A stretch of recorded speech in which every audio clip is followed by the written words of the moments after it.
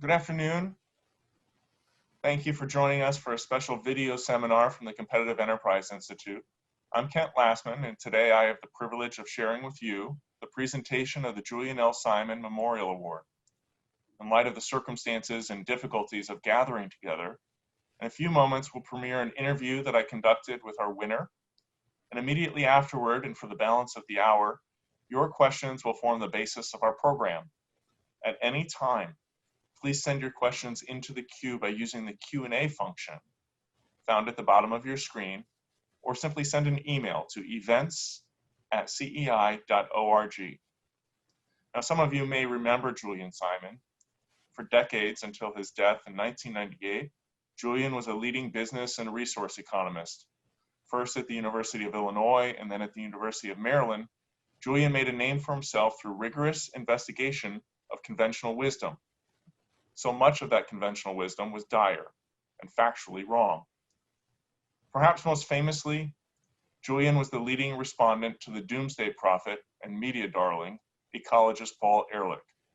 In addition to dueling articles and books, in 1980, these men made a very public $1,000 bet. Simon, ever the optimist, bet that the price of commodities would fall in the course of 10 years. He even let Ehrlich pick the metals that would determine the winner. In 1990, the price of chromium, copper, nickel, tin, and tungsten had indeed dropped, vindicating Julian's view that through substitution, technological progress, and most importantly, human ingenuity, Earth was not in a dismal death spiral. These men represent two very different systems of thought about the relationship of mankind to technology, as well as how we relate to one another. One view is authoritarian, while the other is democratic. The first is system-oriented and able to bring to bear tremendous power, but is inherently unstable. The other, it's centered on humanity, relatively weak in any particular place, but intensely resourceful, adaptive, and durable. That's the view of the humanist, of the realist, and of Julian Simon. At CEI, we are decidedly in the camp of the latter. We honor Julian Simon for his accomplishments and for the legacy of reasoned optimism that he provides.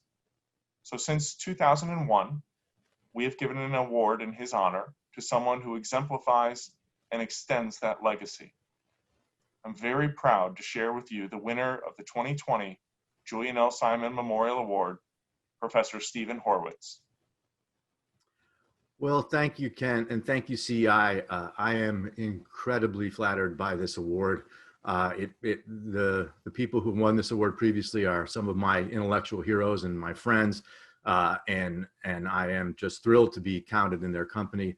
I want to thank CI for this incredible honor, and I also want to take 1 second to thank my family of birth, and my current family, who have been incredibly supportive to my work over the course of my career. And I know that Sarah's out watching this right now, and in particular, I want to express my appreciation to her over the last few years for making all of this possible. So thank you, CEI. Thank you all very much. I am absolutely thrilled and honored. I've got it sitting right here in my desk, right next to me. So thank you very much. Stephen, I think this is the time for me to say no thank you. But before we get to the double thank you, let's play the interview.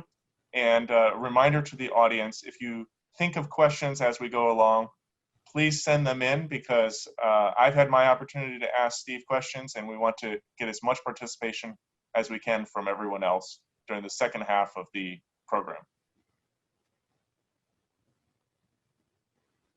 Since 2001, each year the Competitive Enterprise Institute pays tribute to free market economist, professor, and consummate optimist Julian Simon. Julian's work and legacy are recognized with the presentation of the Julian L. Simon Memorial Award.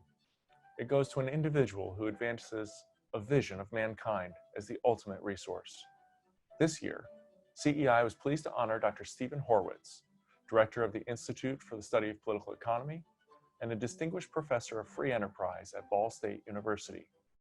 He's the winner of the 2020 Julian L. Simon Memorial Award. Now, the award is usually a central part of CEI's annual dinner, but the coronavirus pandemic made that impossible. Instead, with extensive precautions in place, I traveled to visit Professor Horwitz at home in Indiana. It was a joy to present the award to someone who so clearly exemplifies our vision for the future. We took some time to reflect on Steve's career and the lessons of Julian Simon. Steve, tell me, what has Julian Simon meant to you?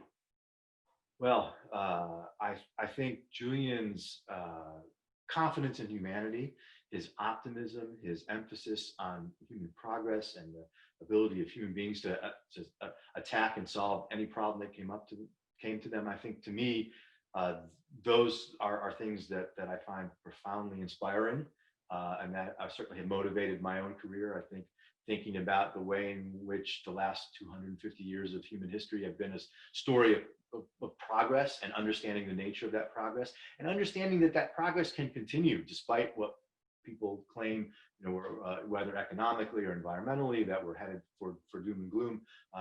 Julian's not just optimism, but his optimism backed by the facts, I think has been incredibly influential to me in thinking about how to talk about economic growth, how to talk about economic history, how to talk about what it means to be human beings, and what the long sweep of human history is really about. Okay, I'd like to get at the heart of why I'm here, which is you. I want to understand that and share that and have a record of it for people in the future. All they have to really do is go to my Facebook page if they want that. Like you, I married up. My wife is a better person than I am in all sorts of ways. And you, like Professor Simon, married an economist. Well, she's actually a literature PhD. Literature PhD. She just plays an economist. Correction for the record. But I want to understand who's Steve Horwitz? Father, husband, professor, public figure, Facebook provocateur, music fan. What do people need to know about you? Well, maybe that I'm all of those things, and I think at the core of many of those things that you just listed, I think I'm a teacher. At the end of the day, all of those things are about, many of those things, not all of them, many of those things are, parenting is a form of teaching. Public intellectual work is a form of teaching. Classroom is teaching. The research I do in peer-reviewed journals is also a form of teaching, I think, as well. I think that's, and I think good teaching is good explaining. And I think I think when sort of my professional parts of me that you mentioned, I think if people say he's really good at explaining things in ways that other people can understand, that to me is one of the highest compliments that I can get. But who else am I? I am a father. I have 2 adult children from my first marriage and 2 stepchildren from my current marriage, and I love being a dad. I'm a dog owner too. My dog is almost as famous as I am on Facebook, but the dog's not here today. We had a dog in doggy daycare to stay out. Otherwise, he'd be in every shot we have here. And I'm a husband, and I think I hope that in all of those things that you've talked about, that I took all of those things seriously. I didn't blow any of them off, and that in each case I thought to that if people say of me, or if I say of myself, I thought about how do you do those things well? Anything worth doing is worth doing well. So if I'm going to do X, how do I do it well? What does it mean to be a good husband? What does it mean to be a good father? What does it mean to be a good music fan? I think that's a legit question too, right? I love good food, right? Getting every last bit of enjoyment out of life to me is another part of who I am. Someone who it's part of the optimism, and that's a Julian Simon thing too. But sort of someone who found in everything a reason to enjoy it, to celebrate it, and to see the good in it. I don't think there's been a day in my life where I can say honestly, where I don't know what it means to be depressed. I don't know what that word, I mean, I understand that other people are, and I understand what it means for them. I don't know, I don't have that in me, even as I've dealt with my health issues over the last few years. I don't think I've ever been depressed. I've been more optimistic and less optimistic on different days. So I think, who am I? I'm someone who is relentlessly optimistic, and who approaches all of the roles that I have in my life, trying to do them well, trying to do them optimistically, and trying to have fun. I think I'm befuddled by people who can't manage to have fun doing the things that they love. And there's so many things I love to do, whether it's be in the classroom, whether it's writing for public intellectual, whether it's hanging out with my family, whether it's eating a great dinner. Have fun. We might be the ultimate resource, but we're not an infinite resource, and we don't live forever. There's only so much time, and you're wasting it if you're not enjoying what you're doing, and you're not treating it with respect if you're not doing it well. Part of the driver for this selection in 2020 was that essential component of being a teacher. We saw you as a man who does it with this infectious, contagious enthusiasm and complementary compassion. And those elements, I think, are very important, but also, like I said, extend this legacy and send that light out into the world. So part of why I'm so happy to get this award is I'm a CI fan. CI's been on the radar since CI was founded. I've been at this long enough to remember those days. And when I think of CI, I think of a few things. First of all, I think of a place that's been remarkably intellectually consistent in their defense of freedom of price. No one has ever, I think, sort of said CI is squishy. And I think that's important. But at the same time, one of the things I love about CI, and we were talking about this earlier, there's a kind of optimism and humor and I don't know if informality is the right word, but a joyousness, yes, okay. A joyousness about CEI's work that I think comes from Fred, and I think comes from sort of admiring people like Julian. That CEI has always entered the fight as a happy warrior, and that to me is differentiates it as from lots of other think tanks, and for me is a real plus. And so those are if you play word association, what comes to mind when you think of CEI? Those are the kind of things. So for me, getting this the combination of CEI and Julian Simon is just ideal. I think my next question is going to invite you to restate some of our conversation, but I'd like you to really hone in for us. Help me understand, what does it mean when someone says man is the ultimate resource? Human brains and human creativity and human ingenuity are boundless, are limitless. And one of the things that Julian often got in trouble for was sort of suggesting that there was no limits to growth. I mean, the line about, well, the energy of the sun might be the only thing that's our limit. People say, well, that can't be. How can that be? And the scientist types in particular would say, well, law of thermodynamics and conservation, that physically, and Julian's response was always, but wait a second, you're missing the most important variable in the system, which is the human mind and human creativity, and that finds ways to solve problems that we can't anticipate ahead of time. Even as we speak, right? There's 65 different candidates for a COVID vaccine out there. Those are human beings with human minds trying to figure out how to solve this problem, and we're way ahead, I think, of any schedule that people would have predicted 6 months ago in terms of getting a vaccine. Why? Because human beings are pretty amazing. So when we say man is the ultimate resource, what it means is that we can't talk about any system of resource use without recognizing that part of that is human beings, and human beings bring into that an open-endedness, an infinitude, if that's a word, that physical resources can't capture. Steve, you've used a term that I think it's lost currency, but it's not wrong. You've talked about the idea of being a public intellectual, and I want to pick up on that because I see another trait, and I want to get your take on this. Another trait in common, excuse me. I see another trait in common you have with Professor Simon in that he was right in the vital debates of the day. In the 1970s, he's taking on the doomsayers, the big public bet with Paul Ehrlich. Lots of press. It's kind of a big deal to challenge someone's credentialed position, best-selling author, tenured professor at a famous university.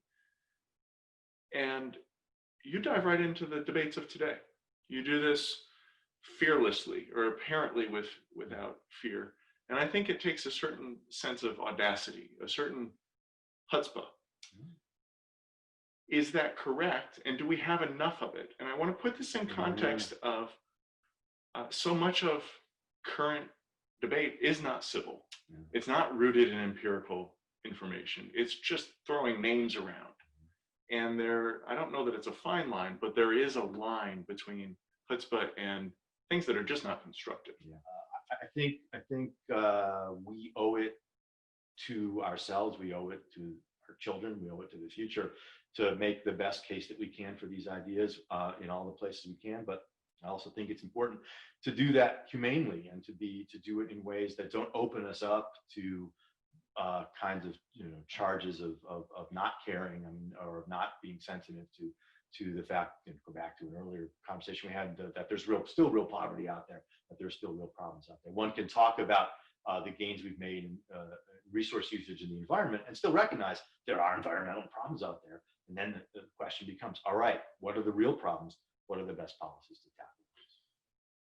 Cultivating these habits of assuming goodwill, of rooting things in the argument or in the evidence, not in the personalities or things of that sort. I start from the premise that our liberal institutions will be resilient enough to handle the current moment. But that's an open question. And I wonder if you believe that those institutions, the way we interact with neighbors, the way we interact at our workplace, the media, and like you, I'm not a big fan of the term cancel culture. I'm not sure what it means precisely. Are those institutions that we're investing enough into? Or are we assuming that this is all something that can be atomized? Is there a collective action problem that exists in our current moment in America today? I think, ironically, I think that our material progress makes it easier for us to render those institutions somewhat invisible, right? I think one of the things I've learned from teaching is that it's easier to convince students of the fact of material progress, harder to convince them that liberal institutions are really the key to making that material progress possible. I mean, we all have these conversations, perhaps with family and friends, and then, oh, well, it's technology, right? It's the reason why we're reduced to less technology. Well, wait a second. We know from world history there were lots of technologically advanced societies that did not, turn that technology into changes that benefited people's lives to live longer, better, more rich lives. So it can't just be technology. And we've learned in our own time we can't just give technology to other parts of the world and expect technology alone to create material progress. You need liberal institutions to make that happen. And one of the ways I put this when I teach it is to talk about to get innovation, you need inventions, but you need institutions too. So inventions and institutions give you true sort of innovations that improve people's lives. And so I think we don't perhaps invest enough in talking about the importance that those liberal institutions have for making that progress possible. And I think many of the same young people who are, being critical of those liberal institutions. I mean, it always, you know, it's an old thing, an old trope, but the kids who are out there complaining about capitalism on their iPhones and their, right, you know, or better yet, complaining about billionaires while they have everything that Apple ever made. But how do you think those guys got to be billionaires in the first place? You did that. Not that doesn't happen by magic. I think sort of making that connection between liberal institutions and progress is important. And you know, we've been talking a lot about optimism, and I am a relentless optimist. Having said that, my optimism about liberal institutions is being tested these days, as I see from so many different sides, so many people wanting to give up on liberal institutions or heading down the path of illiberalism. That moment is scary in a way that I can't think of another moment. Again, you know, I think those of us who are old enough to have grown up at a time and watched the wall fall are used to a story of optimism, liberal optimism, right? The world of the Cold War was not a pleasant place. And suddenly by 1989, 1991, things looked very different. And now to see walls being proposed and built again is a scary thing. And one, I think that I didn't see it coming. And is testing my optimism. I think we'll survive it. I think liberal institutions are resilient in just those ways, but boy, it's a little scarier than I'd like it to be. Next, I'd like to read just a few lines of your own work. I think they're just packed with important ideas, and I'm going to ask you to reflect on them for us. Within the last year, you wrote, "Unfortunately, we are at a dangerous point of losing this learning these days, thanks to the revival of the forces of nationalism and socialism. There are a lot of reasons for this, but I do think that liberals need to engage in some self-reflection about whether our own rhetoric and way of talking about economics and liberalism doesn't bear some responsibility for our dilemma. How often do we speak of markets as sources, not just of prosperity, but prosperity for the least well-off? How often do we speak of markets as the cause of peace and social cooperation and mutual interdependence? How often do we talk about markets, how markets have humanized us and reduced our propensity to violence and turned strangers into honorary friends or kin? It's important to stress the material wealth that markets produce, but the point of even that is enabling us to live lives of peace, cooperation, and security." Can you just reflect on that? Well, I think there's two things going on there. I think one is, you know, our own rhetoric about how we speak about economics, and we get caught up in focusing on the material things, and understandably, right? I mean, I think particularly, you know, I don't say guilty of it, but it's a focus of mine. So talk about how well we're doing materially. But the point of those material gains is to create a world in which people can live lives of dignity, lives of comfort, lives of security. That's what we care about. And I think having that human vision at the center of what we do is really important. It's particularly important, I think, when we look at the sort of return of socialism and the rise of nationalism. And socialism has always sort of argued for that sort of humanistic perspective that the socialist future will be great for people in a way that was important, and sort of enable people again to live lives of dignity and so on. And we put liberals in the position of having to say, well, no, but it won't deliver the goods materially. True, it won't. But what we need to emphasize now is delivering the goods materially is only important because it enables us to reach that same kind of vision that's at the heart of socialism. And so I think that giving a liberalism with a vision like that is one that might attract back younger people in ways that we fear we're sometimes losing them. And even with nationalism, where the criticism is that liberalism is too atomistic, people are too individualistic, there's nothing to hold them together. I think that you can talk about the ways in which liberal institutions and material progress give us the time and the space to indulge in the things that build community. We have time to go to synagogue, to go to church, to go to the mosque. We have the time and the resources to engage in charitable activities. We have the ability to create families and know that they will be, you know, safe from that will have material goods, but that will be safe from predation or whatever else. So I think, to me, all of those stressing that the material matters because it leads to lives of dignity and cooperation and peace and security. That's, I think, a way we need to talk more often about liberalism in markets. I wonder if you could share with our audience the wonderful interpretation you have that happens every day all over the place with commercial exchange. And it goes by the name of the double thank you. Well, as you said, we all do it. And it's a great example of the little things that sort of add up to the big things. We've all experienced it. We go to the grocery store, we go to the deli counter, we order our turkey, it gets sliced, and they wrap it up and they hand it to you, and they say, the deli counter says thank you. And what do you automatically say back? Thank you, right? Or you're checking out at Target. Thank you. We do this all the time, right? We both sides say thank you. And it's evidence of the win-win nature of exchange, of the mutual benefit of exchange. But it's also, it's polite, it's civilized, it recognizes the way in which the other person has done something for us and we've done something for them. It's the whole notion of exchange and the division of labor and specialization as social cooperation, as positive human interaction, as peaceful human interaction. And we think about the long stretch of human history, and we read the history and we watch depictions of it where it was all about, again, people clubbing each other over the head and running each other through with swords.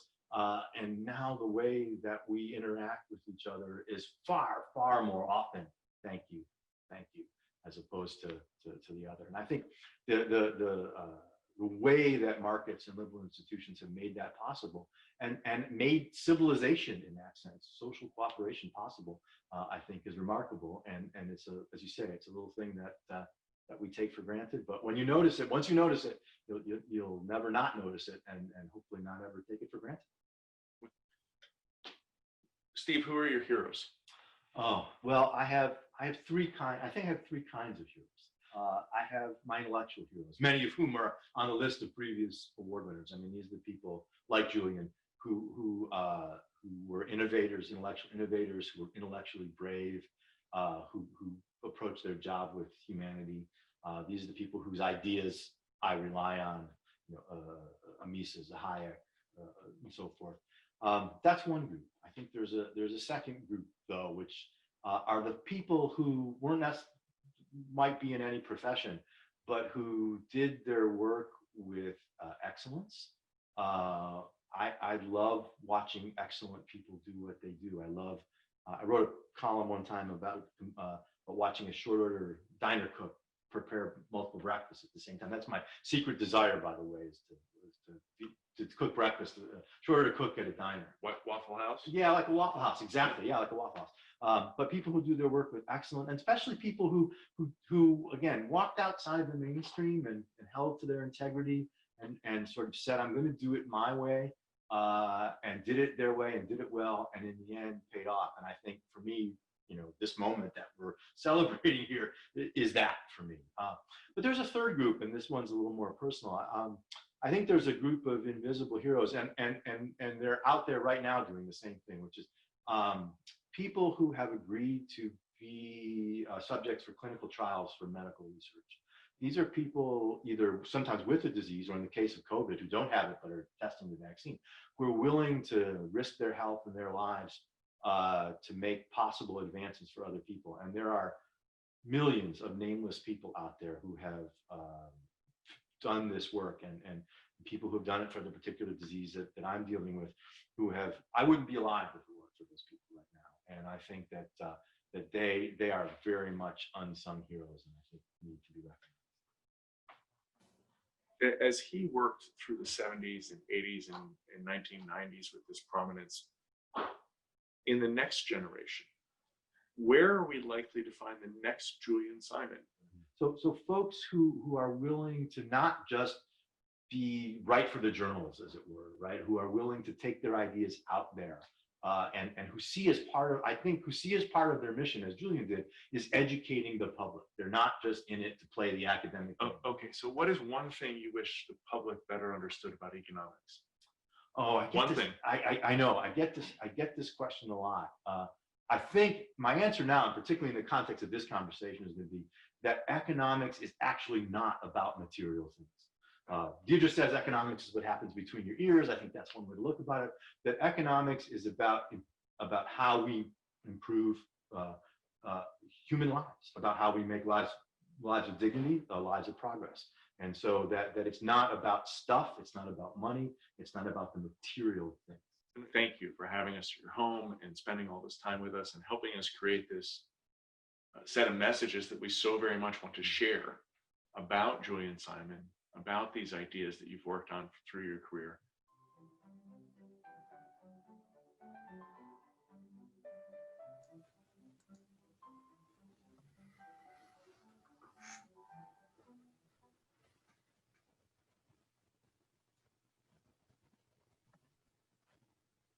We're back and we're live, and I figured out the mute button on my computer. Steve, I want to say thank you again for inviting us to your home and making time for us to do that video. I am going to try to refrain from too many questions. I feel like I had my turn with you. We have a queue of questions that have already started from the audience. I want to encourage everyone, if you want to know more about Steve's views on something, use that Q&A function at the bottom of the screen or send an email to events@cei.org. Our first question, I believe, only has one answer. I will read not only the question for you, but I will let you know who it comes from. Question number one in the queue from Dr. Ronald Horwitz. Among all your publications, was your favorite the one you wrote with your father?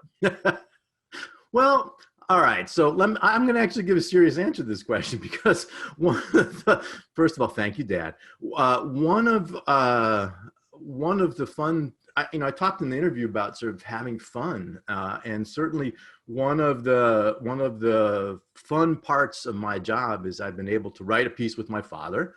And now I write stuff with my wife all the time, and that to me, be able to sort of combine work and family that way is great, and it's I think, if you can do it, great. I'm very fortunate to have a life partner who who we love to do that, work together, and who we have overlapping interests in those ways. So yeah, I'm not going to comment on whether the one with my father was my favorite one, but it does indicate, I think, something about my career that's been a great joy, and I hope I continue to have the opportunity to do more of those kind of fun stuff. It should be fun. We have a question here from Bill. He asks, can you speak about the apparent end of globalism? I'd rather not, because it depresses me. Yeah, I think a couple things I guess I'd say. I think defenders of liberal institutions need to be doing a better job of articulating in an empathetic way the case for globalism and understanding the real losses that some people have suffered as a result. One can still believe that it's worth it, and I think it definitely is. All the material gains that we're talking about here, and particularly if you think about material gains other parts of the world, the opening up of trade since the fall of the wall in particular has been crucially important there. So I think we just have to continue to make better case for why globalism is so important, and to be thinking creatively about how we deal with the very real losses that it imposes on particular groups.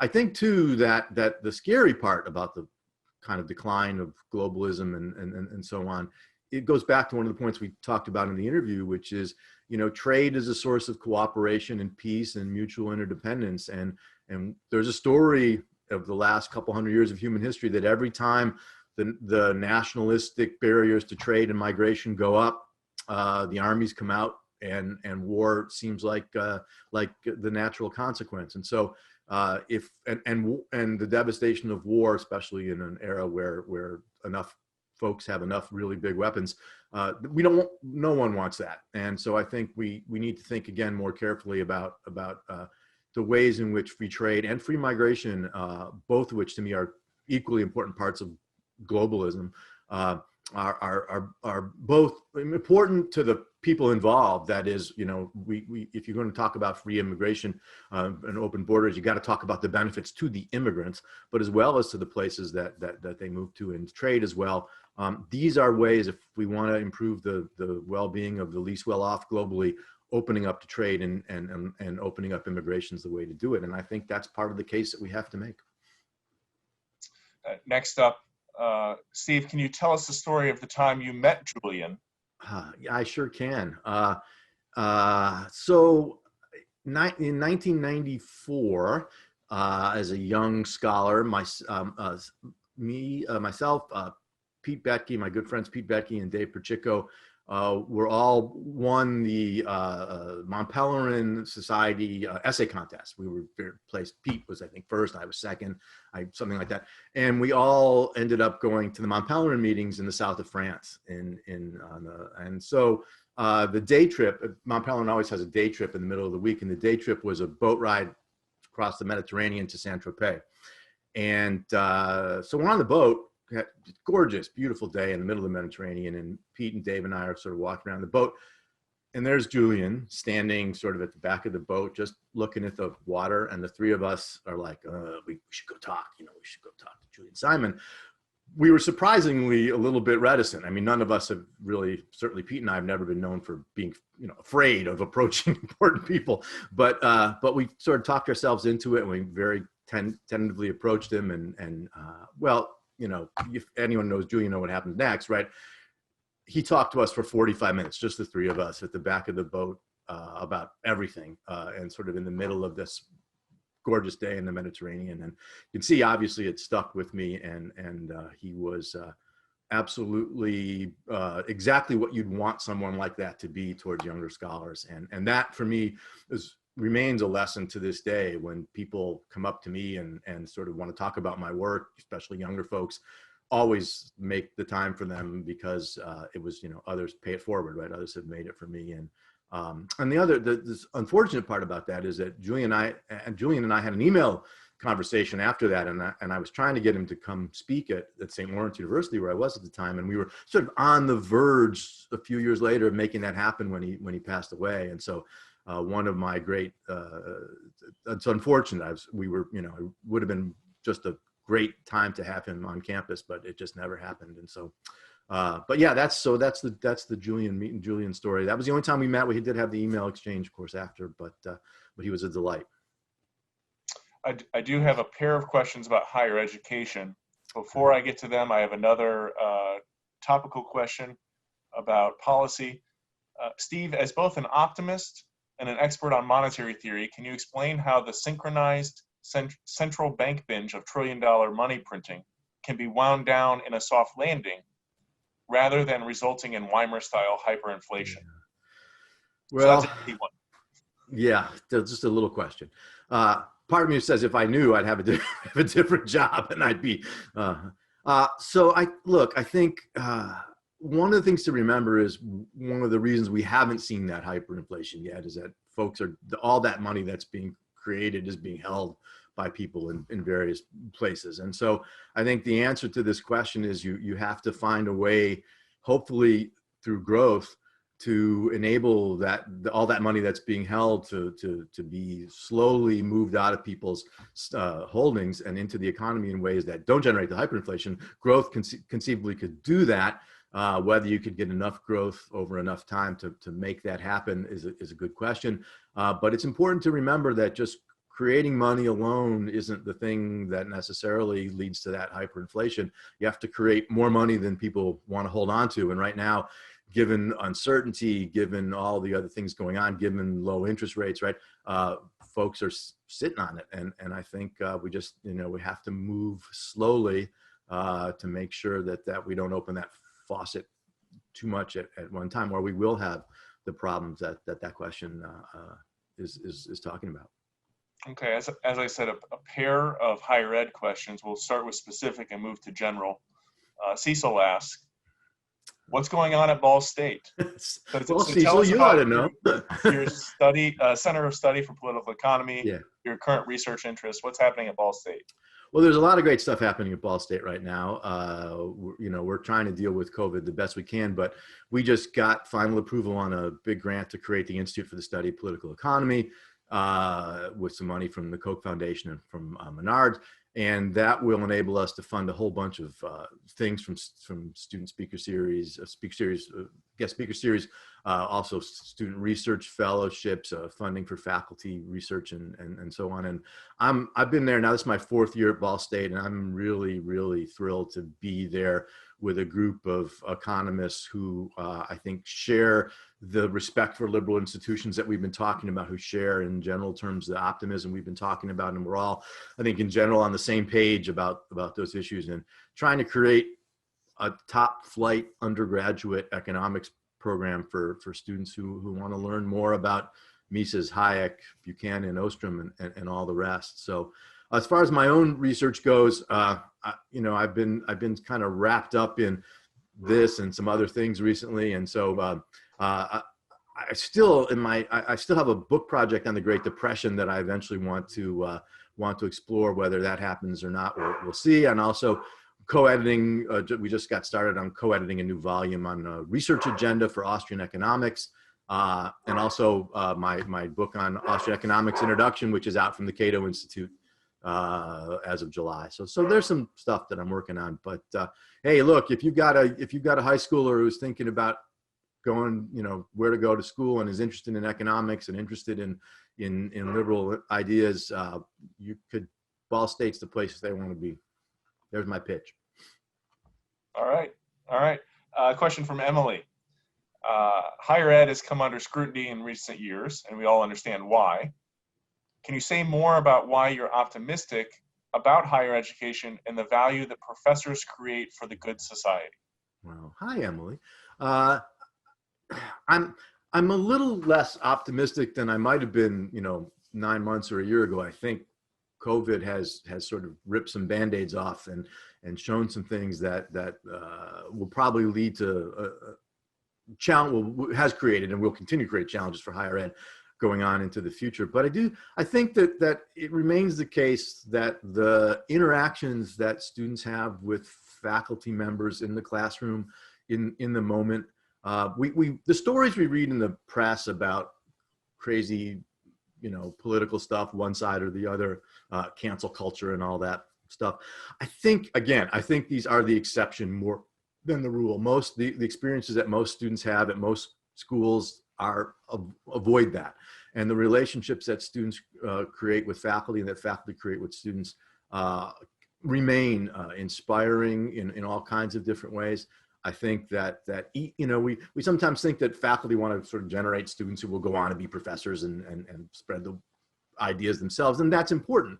But I also think it's just as important that, when I think about my former students who are doing other things with their lives, but for whom the experience of having been to college and having been through my courses and other people's courses have made them into better critical thinkers, have made them into better citizens, have made them think twice about things they otherwise wouldn't have, and that they can still remember things that happened in a classroom years ago. Those are all really important experiences. And I think, I get the arguments people make that higher ed degrees are mostly about signaling, and I think that there's important truth to that. It's not so much necessarily narrow human capital either, but I do think that there are ways in which, for many students, at least a significant number, the experience of the face-to-face classroom in particular is a way to make them help them become better people, and I think that's a laudable goal. We have a two-part question here from Daniel. He'd like to know in what areas you've had the greatest success communicating free market and liberal ideas, and the areas where you've had the most frustration communicating free market and liberal ideas. Well, I think interestingly, I'm going to do the frustration first. I think the frustration is still with environmental issues. I think it's really, really hard to sort of push back against the relentless message that young people get about the sort of doom and gloom story of the environment. and so on. And it is one of my favorite days in intros when we talk about the idea that the optimal quantity of pollution might not be zero. And students are just flabbergasted by this, that, wait, I mean, some pollution might be okay or even good or necessary. Yep. And then I mean, it's an exercise in marginal benefits and marginal costs, but it shakes them up in a way, right? That they have never, no one's ever talked to them about these ideas this way before. And even when they kind of get that point intellectually, I think sort of really seeing how important it is, it's a really difficult struggle up against what they've been taught and what they've heard for years and years and years. So I think that remains one of the more difficult places. I think successful is one of the things that in the interview, right? I think getting students to understand the reality of material progress and to recognize sort of the need for gratitude rather than resentment, as Jonah Goldberg would put it. I think I've been more successful at that recently, and I think that also think for me, getting them to see why at least sort of full-fledged central planning type socialism doesn't work. It's a harder argument to make against what we now frequently call socialism, the sort of Nordic model. That's more complicated, but certainly getting them to see why markets are certainly necessary for social progress. I think I've been fairly successful at that. Okay, I think I've heard you in the last half hour reference Jonah Goldberg, Eleanor Ostrom, Mises, Hayek, Deidre McCloskey was part of the answer to one of your interview questions. The next question is from Ross, and he asks, what's on top of your reading list at the moment in economics and in literature or history? Well, I'm going to reach over here. I just bought this, got this from Amazon, and it's the next thing I'm going to read, which is this book by these two sociologists who folks may be familiar with, Campbell and Manning, who wrote a paper article on this topic back a few years ago that got a lot of press from Jonathan Haidt and others. And I'm really interested to see the book length treatment of that. So that's on my list of sort of, that's my next thing to read sort of work wise. I'm trying to think what I just finished reading a book called The Free Market Family. Hint, the author doesn't like it. And I'm did a review of that. That'll be coming out in Reason magazine sometime soon.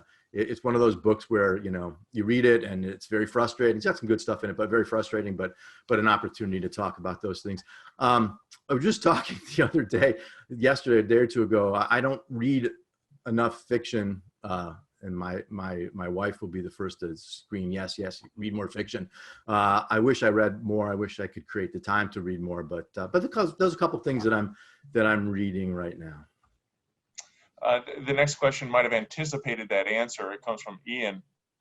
He asks, can you talk about the thesis of Hayek's Modern Family, the importance of the family as a social institution, and the role of the market in changing family structure? Well, Ian, if I had an hour, I could do that, but see what I can do in 2 minutes.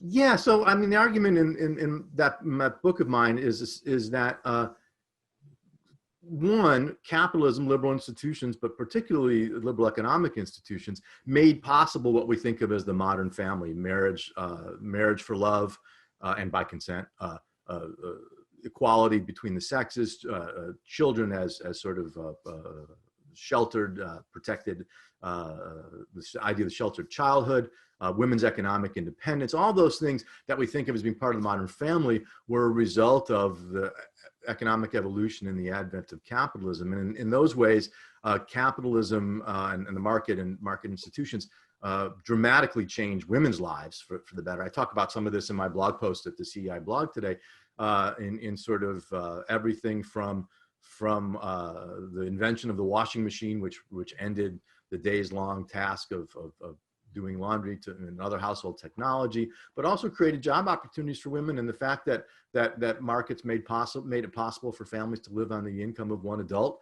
meant that kids could stay home and get educated, including young women, and transformed families from being sites of economic production to being sites of consumption and all the other good things that came with it.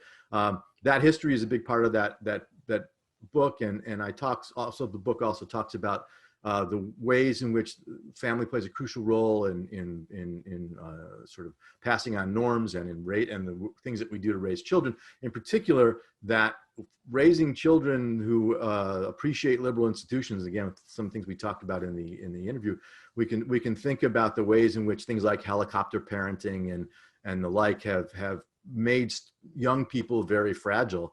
And perhaps made it more difficult for them to accept the risks that go with liberal institutions. I'm a huge fan of Lenore Skenesi's Free Range Kids and that whole way of thinking about things. And that plays another role in the book too. The book also, at the end, talks a bit about sort of marriage policy issues.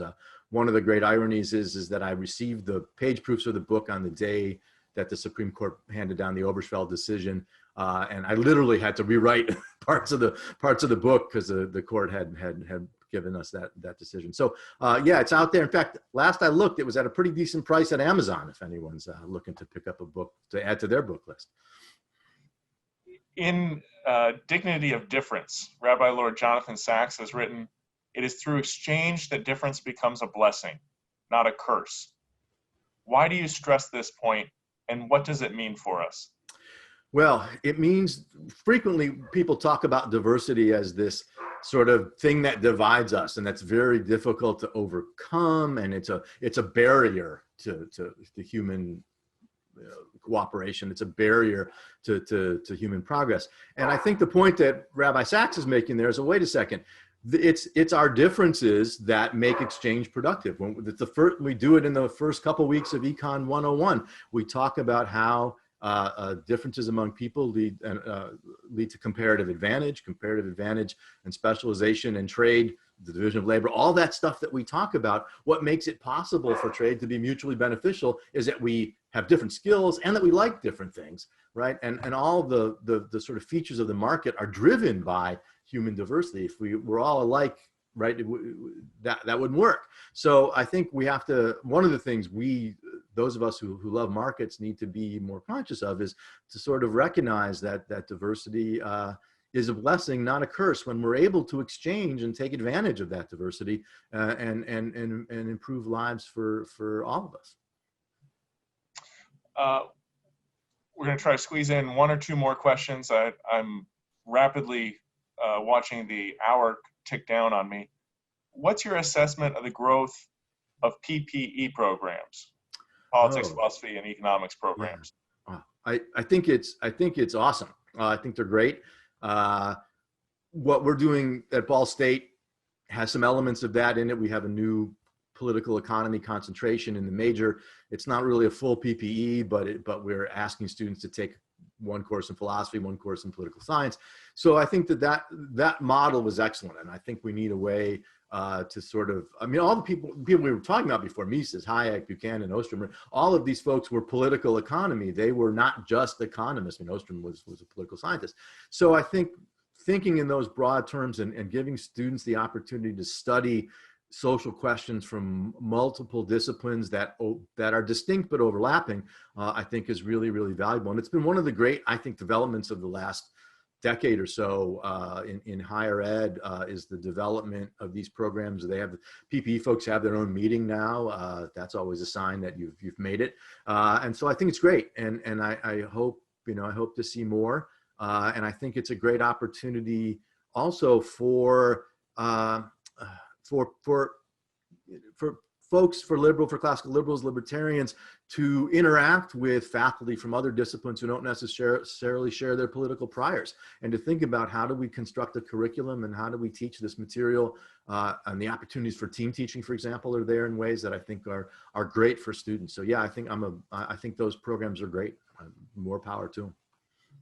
I think anyone who has attended university in the last 40 years is familiar with being assigned the textbook written by the professor. So with that backdrop, I want to ask you a pair of questions. Sure. What is your favorite quotation about economics from Steve Horwitz? And what is your favorite quotation by someone other than Steve Horwitz about economics? Well, I think my favorite, when you write a lot, right? Sometimes you write something and you go, whoa, and you just know you wrote something really good. And I think I saw who asked this question, and I think probably is going to guess correctly what it is. In a column once I wrote, "We're rich enough to play at being poor."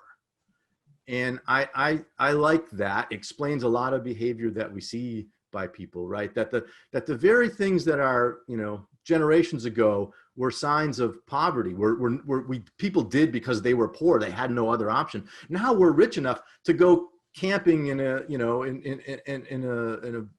sort of basic stuff, and to treat that as sort of fun, right? Where the life that you're experiencing while you're out on your camping trip was the reality for most of human history, most of humans for human history. So this idea that we're rich enough to play at being poor, I think is for me, of the things I've written, I like that line a lot, and I think it's richer, it has more to it than it might seem even at first. My favorite econ line by someone else, wow, that's the easy answer to this is the Hayek line about the curious task of economics, right? Is to show us of course, live on Zoom, I can't remember the rest of it, but everyone knows the curious task quote from Hayek might be certainly is one of my favorites. That frankly, that Rabbi Sachs line would be up there too, as well. Boy, if I was thinking about it, there's some great ones in the Bourgeois trilogy from Deirdre McCloskey too, but certainly the curious task line from Hayek remains a favorite. Certainly both of them are showing us how little we do know. Right, yeah, curious task of economics is to demonstrate to men how little they know about what they only imagine they can design. There, see? I just had to calm down for a second, I got Steve, I want to thank you not only for, as I've said, welcoming us and giving us your time. I want to direct everyone to the CEI website where your latest essay was posted just this morning on the material and moral progress of humanity. But underlining all of that, I want to thank you for joining the CEI community in a very formal way. I'm so very happy for you to receive this award and what it means for your future work. At this point, we're going to wrap up, and I want to encourage all of our audience to take a short 30-second survey as the Zoom call ends. It helps us do a better job in the future. We need that feedback, and encourage you to join us on the 8th. We'll have Cato scholar Ilya Shapiro talking about his new book, Supreme Disorder. He'll be joined by Professor Jonathan Adler, a CEI alum. So we'll focus on the Supreme Court next week. And then on Wednesday, the 14th, we'll feature new book by Chicago economist Casey Mulligan, who recently left the White House Council of Economic Advisors. It's called You're Hired, his time working at the CEA in the Trump administration. Thank you, Steve, very much. Thank you, everyone in the audience, for the participation. And I can't wait to see you in person when we can lift a glass and enjoy each other's company once again. Hope to be there. Thank you guys again.